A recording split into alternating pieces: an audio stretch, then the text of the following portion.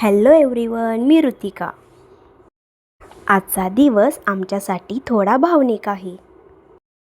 आमच्या दीदीचं 3 महिन्याचं बाळ इतके दिवस आमच्यासोबत होतं.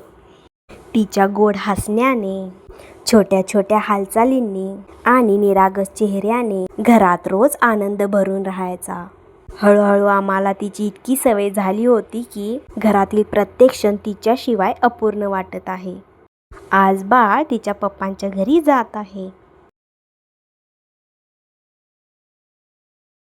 तिला तयार करताना, निरोप देताना मन थोडं भरून आलं. आनंद होता की बाळ तिच्या घरी जात आहे. पण एवढे दिवस जवळ राहिलेलं ते छोटंसं बाळ दूर जात असल्यामुळे मनाला थोडं वाईट वाटत होतं. ती जाताना तिचं निरागस हसू पाहून मन शांत झालं. पण घरात मात्र एक वेगळीच शांतता जाणवत होती. नंतर बाळ तिच्या पप्पाच्या घरी पोहोचलं. घरात प्रवेश करताच फुलांची सजावट, रांगोळी आणि आनंदानं भरलेलं वातावरण पाहून मन भरून आलं. सगळे नातेवाईक बाळाला पाहून खूप खुश झाले. औक्षण करून बाळाचं घरात स्वागत केलं.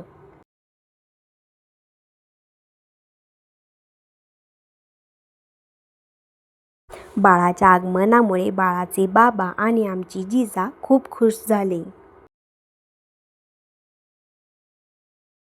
स्वागतासाठी फुलांची सजावट, फुगे, रांगोळी, खूप काही डेकोरेशन छान झालं होतं.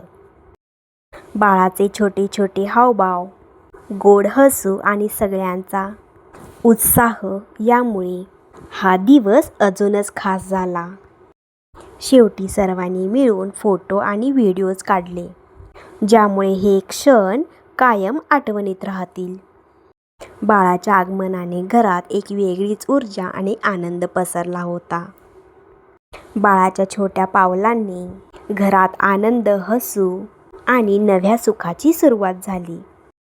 आजचा व्हिडिओ तुम्हाला आवडला असेल तर लाईक करा, शेअर करा आणि चॅनलला सबस्क्राईब करायला विसरू नका. अशाच आणखी गोड आणि आनंदाच्या क्षणांसोबत पुन्हा भेटूया पुढच्या व्लॉगमध्ये. आनंदी राहा, कुटुंबासोबत वेळ घालवा आणि छोट्या क्षणांचा आनंद घ्या.